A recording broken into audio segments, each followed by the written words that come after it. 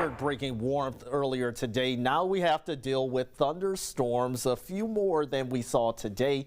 Greater chances for Saturday night and into Sunday morning. A few severe storms are possible, so I'll let you see what that's about in just a second. But the radar finally giving us the all clear after we had those showers and storms mainly east of the Baton Rouge area. Our storm system, here it is. These red boxes you see, these are tornado watches for the central and southern plains. Unfortunately, we have had reports of confirmed tornadoes. Unfortunately, even confirmations of deaths from tornadoes that impacted southwest parts of Michigan earlier this afternoon. Now, there will be a tornado threat, a very, very low tornado threat for tomorrow night, mainly if you live near and especially north of the Louisiana-Mississippi state line is where you have that threat for potentially all forms of severe weather, but low nonetheless.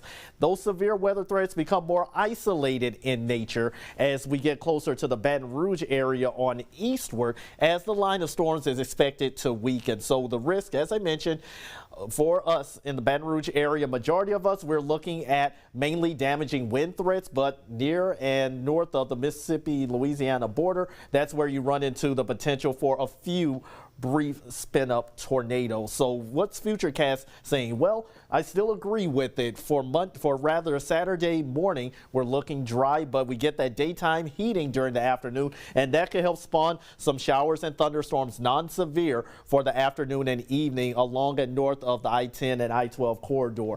Some of that could linger into the evening hours, not a washout, but still something to keep an eye out, enough to bring the rain gear with you. Here's the line that's going to be pushing through. That's going to give us the severe weather potential. Notice it looks somewhat impressive north of Ville Platte and from Alexandria down to Lake Charles. That's going to bring that severe weather potential to us. Now watch what happens. It will gradually undergo some weakening as far as severe weather intensity. It just depends on how quickly it weakens. So Saturday night after midnight, this is around 3 o'clock, even after that, we start to see some weakening in that line of storms. Doesn't mean we can't rule out the chance of some gusty winds in a few spots, some damaging wind, but you'll notice that severe weather threat gradually diminishing once it passes Baton Rouge and heads towards New Orleans. Sunday afternoon could see a few leftover spotty showers, but the main rain threat is going to be mainly for that early pre-dawn Sunday morning. Now, this is the next 7 days as far as rainfall potential, anywhere from 2